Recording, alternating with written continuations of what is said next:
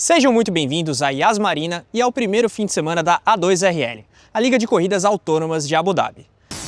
A A2RL é uma novíssima categoria de automobilismo que tem o objetivo de impulsionar tecnologias de mobilidade autônoma. Idealizada pela Aspire e colocada de pé por engenheiros, cientistas e programadores, a A2RL é uma competição repleta de ciência e tecnologia, sendo um verdadeiro case de desenvolvimento de tecnologia para a mobilidade autônoma. Equipes de diferentes instituições de educação e tecnologia ao redor do mundo competem para desenvolver a melhor inteligência artificial para corridas, com foco em eficiência e velocidade. A premiação, simplesmente $2.250.000. A A2RL tem como foco desenvolver soluções avançadas em sistemas de mobilidade autônoma, além de formar a próxima geração de líderes em ciência e tecnologia. Além disso, vai transformar Abu Dhabi numa cidade referência para o desenvolvimento de tecnologias de solução autônoma, mas também as suas aplicações. Bem, é uma oportunidade interessante não só do ponto de vista do automobilismo, mas também da indústria automotiva, porque desenvolve tecnologia para prevenir acidentes e auxiliar o condutor ou o piloto, seja por questões de segurança ou mesmo pelo refinamento da tecnologia que você vê nos carros de rua. Bem, nesse fim de semana a gente tem 8 equipes competindo. Vamos dar um confere em cada um desses times. A equipe Honda, da Hungria e do grupo universitário Cesena, a equipe Unimore, da Itália e da Universidade de Modena e Reggio Emília, a equipe TUM, da Alemanha e da Universidade Técnica de Munique, a equipe Fly Eagle, do Instituto de Tecnologia de Pequim, na China e da Universidade Califa, nos Emirados Árabes Unidos, a equipe Polymove, do Politécnico de Milão, na Itália, a equipe Constructor, da Universidade Constructor, na Alemanha, a equipe Kinetis, dos Emirados Árabes Unidos e Singapura, além do Team Code 19, dos Estados Unidos. É importante destacar que a organização da categoria dá carros padronizados para todas as equipes, ou seja, mesmo ajuste de asa, mesmo jogo de pneu, mesma motorização, então cabe a cada uma das equipes ajustar ou programar, melhor dizendo, a inteligência artificial para que os carros corram de maneira eficiente. Então, consiste nisso o desafio de cada time na A2RL. Bem, mas como esses carros conseguem correr de maneira autônoma? Vamos dar uma olhada na tecnologia e em todos os aparatos que permitem que ele funcione sem a presença de um piloto. Basicamente, o que temos aqui é o modelo da Lara usado na Super Fórmula japonesa, com pequenas alterações. O carro tem o nome de EAV24 e a carroceria é fabricada a partir de materiais sustentáveis biocompostos, uma mistura de fibra de carbono e fibra de linho. O projeto também é feito para acoplar a unidade de percepção autônoma, além de atuadores, sensores, computadores e toda a tecnologia que permite que ele funcione de maneira autônoma. O carro tem um motor de 2 litros e 4 cilindros em linha, além de injeção direta, turbocharger e um intercooler acoplado à caixa de câmbio, 6 marchas. A suspensão é push-rod na dianteira e na traseira, com barra de torção com mola, além de amortecedores ajustáveis. As pinças de freio são Brembo, com discos de carbono também da Brembo, ativados eletroidraulicamente.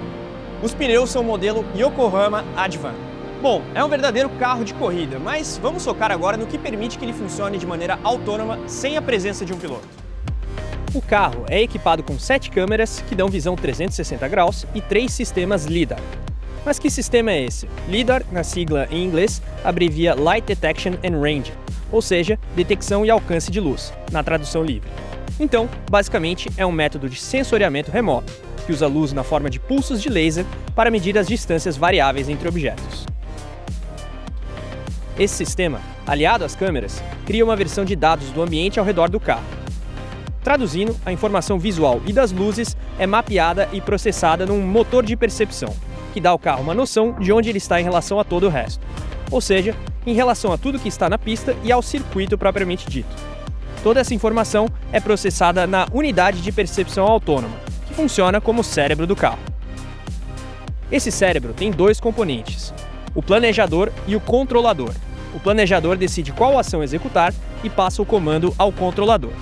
O controlador, então, é responsável por fazer o carro se mover, acelerando, desacelerando, virando, etc. Assim, a competição entre as equipes consiste em fazer todos esses aspectos funcionarem em ótima harmonia. Se você tem um sistema LiDAR melhor, seu carro tem uma percepção melhor. Se você tem um componente planejador melhor, seu carro toma decisões melhores. Se você tem um controlador melhor, seu carro tem mais precisão nos movimentos feitos. Bem, e o palco de todo esse desenvolvimento de tecnologia e competição é o circuito de Yas Marina que vocês veem aqui. As equipes estão na pista nos últimos dias e, desde então, têm tentado se classificar para a corrida final, na qual, pela primeira vez, 4 carros autônomos vão se enfrentar simultaneamente na pista juntos. Qualifying then for the first ever Abu Dhabi Autonomous Racing League. 8 teams, 8 completely autonomous cars, all on track. And ahead of us, 3 sessions, and it's the top 4 fastest times overall for all 3 sessions who will go through to the race. Maverick out on track. That's the Code 19 racing car from America with issues, Jolien. Yeah, that's not gone well straight away for Maverick then. Code 19, the American team, and that's stopped. And they've just looked like they've lost connectivity to that car. Team Tum, the German team, Haley, the name of the car, been looking quick. One of the contenders all throughout the build-up to this weekend. Purple Sector 1, Purple Sector 2, round the final corner to the line. It's going to be provisional pole. They find over 5 seconds. That was a really nice, clean lap. Very happy in the garage. The car's going to come back in one piece, and they are on the top of the times. Brilliant run. China and the UAE teaming up for Fly Eagle. Fei Ying at the wheel and a little dart there left and right. There's issues there for Fei Ying, the Khalifa University team backing that, and it comes to a stop. Kinetis on track, that's the UAE and Singapore entry. Sparks, the name of the car. They had an okay run earlier on and just really going rather slowly. Tentative lap, oh, into the wall. Just made it through that last part of the triple right-hander, and it cuts out. That's an error in the code, I reckon, and a grimace in the pits there for Kinetis. End of the lap then with Constructor. They're already down on Unimor's time. 1 corner to go, a right-hander. Got to be careful with that rear slip. So easy to light it up with his cool tyres. German team across the line, second fastest. Back into the sunlight then for the 3rd and final qualifying time trial. Each car will get 2 laps to set their fastest flyer. Unimor back out on track. Gianna, the name of the car. Unimor have been looking quick, been looking pacey. Screeching through the penultimate corner, 1 to go. You can see how much margin is left. There's so much more in there for Unimor, but this might still do it. There is more to come from Gianna, but across the line, and they're doing everything they need to right now to the top of the times for Gianna and Unimor. That was conservative still. There's plenty more to unlock, but that's the job done so far. Polymove out on track. Eva, the name of the car, striking livery. They're getting closer to the conventional lines. This is the really technical section. First of all, you've got to keep your GPS localized. They're using that, the LiDAR, the radar, and cameras all at once to make sure this thing stays on the track, and it is doing so. 1 corner to go, and this might even be top spot. Polymove then looking to try and find their competitive edge round the final corner. The sun shines, and across the line for Eva, and it is fastest. New pole lap at the top of the board. The Hungarian team Honda Lab, this, the car, Hugo, decent lap, Sector 1 and Sector 2, really trying to break in to that top 4, currently 5th, a little bit of a wobbly entry, comes to a bit of a slow to the line, they just need to get to it, and I think they're going to just miss out on this. Oh, that was close for Honda Lab, but they are 5th. They needed another 2.5. It was that close in the end for the team. Well, this is how it looks then. Polymove with the quickest time, but 1.2 seconds between the top 3. Constructor AI just pip Honda Lab, and they make it through into the top 4 for the grand finale, racing it out around Abu Dhabi. Antes de irmos ao primeiro evento da noite, eu quero dar uma olhada no que está sendo oferecido para os fãs aqui em Yas Marina.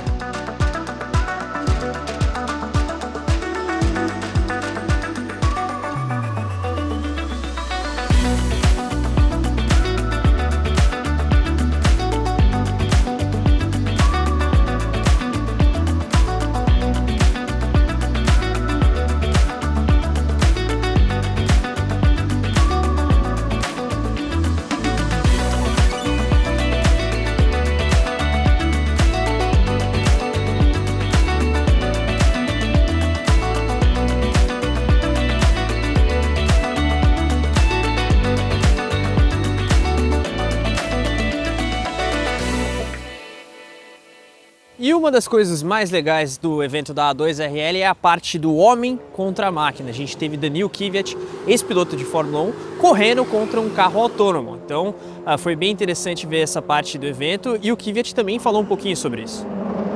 Kvyat getting up to speed now as he makes his way into the braking zone. Let's see how quickly he can catch up to the TII car and see if he can try and make an overtake. Our human driver is closing in with a bit of a weaving, getting those tyres working. We'll see how he's going to interact with an autonomous car.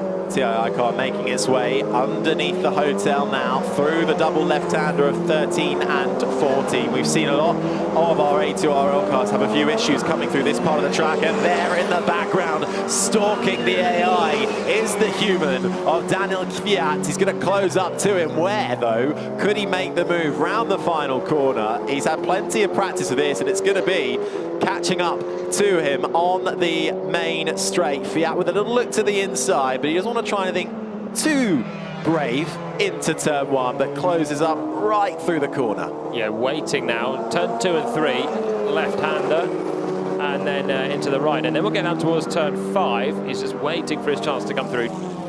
Doesn't want to do anything silly, put a nose in where the AI is not expecting it. Is he going to have a little look into turn 5? Waiting like again. He might. Nah, he's waiting. He decides to tuck in behind, just following that AI car.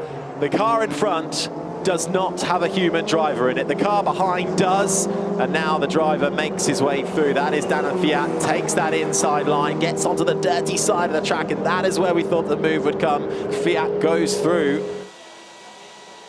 Danny, when you're racing against a human driver, Fernando Alonso, Lewis Hamilton, you know how aggressive or not that driver is. How was it to race against a AI-driven car? Because you don't know how aggressive or not the car is. Yeah, let's put it this way. Today we kind of try to make it behave nicely.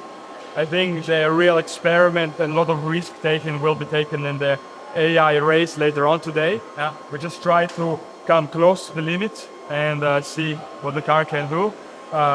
Obviously, we also want to allow ourselves to race, change the lines nicely in order to show that two minds, let's say one artificial, one human, can coexist on track. And how confident you were on changing the line against a AI car?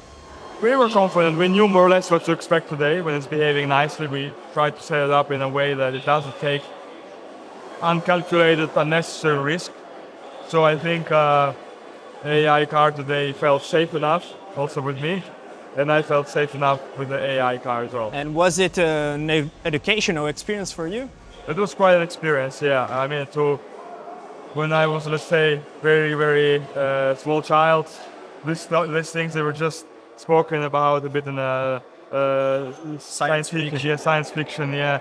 And now this is becoming reality. And honestly, the pace these cars are showing is very respectful, and I'm very proud to be part of this project, helping guide the engineers through the process as well of where maybe to find the limit and maybe what might be the limitations once you are coming closer to this limit. Bom, galera, agora é hora da corrida, né? Da disputa final da A2RL aqui em Abu Dhabi. E a gente vai ver quem sai vencedor dessa disputa aqui no circuito de Yas Marina em Abu Dhabi.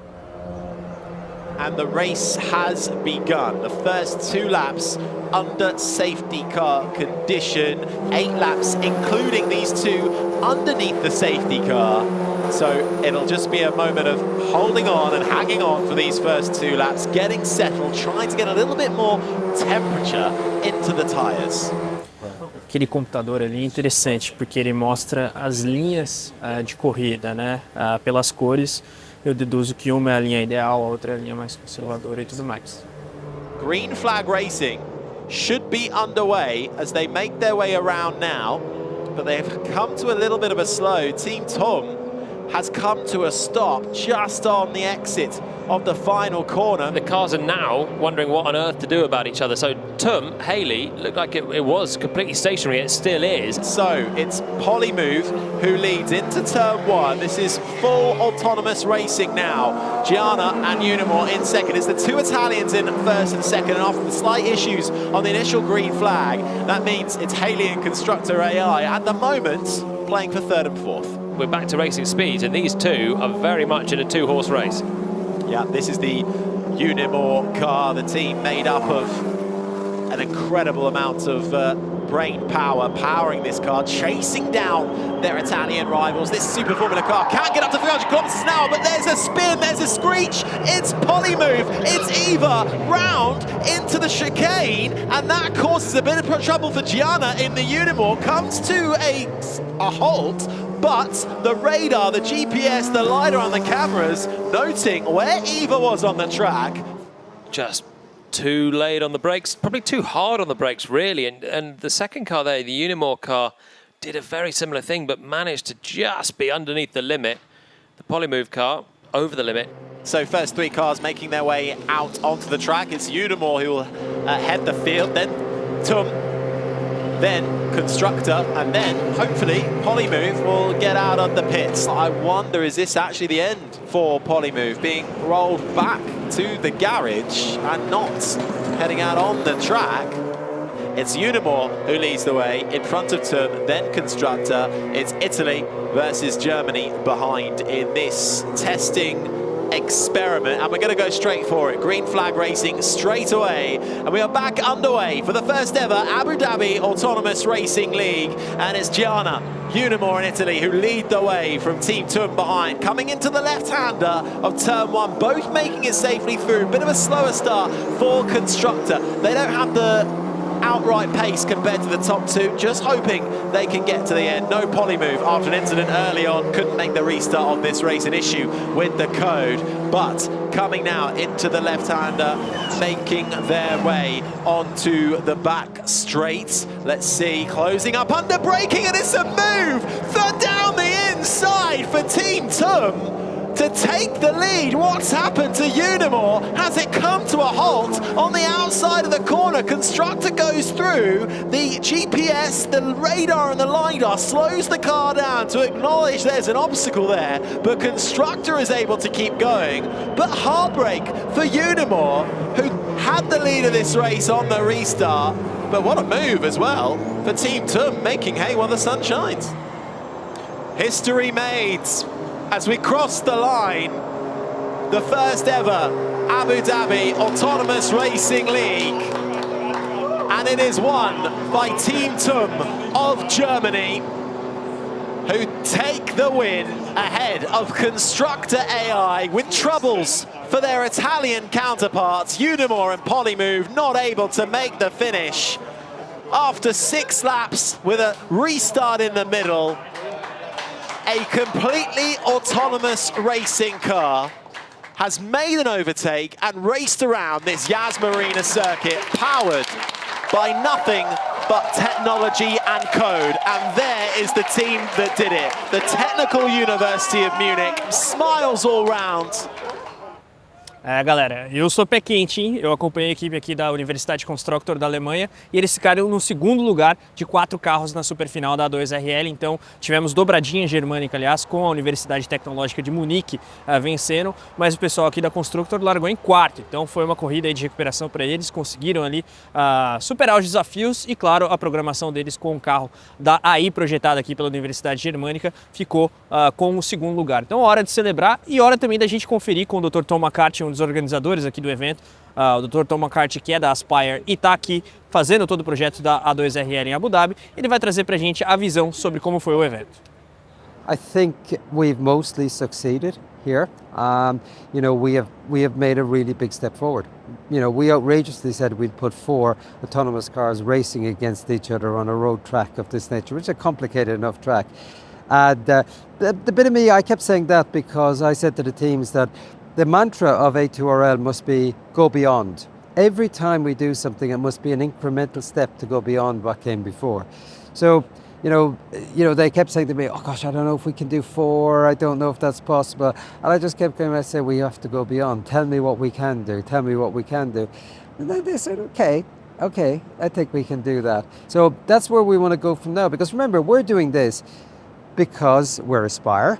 We seek to contribute to the diversification of the economy of Abu Dhabi by creating an innovation hub here across sectors like food tech and healthcare and transportation.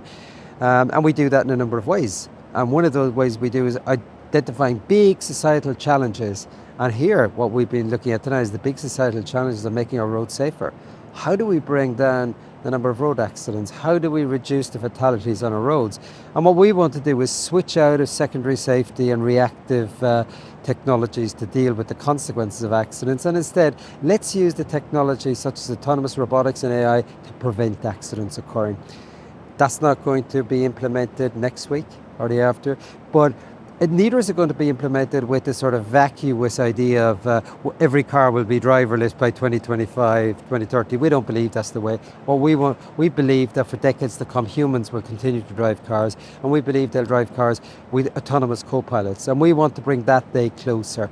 But we're not going to spout out the idea that somehow it's going to happen in 2030. We're going to identify a pathway for that to happen, and we're going to make incremental steps, and today, job done.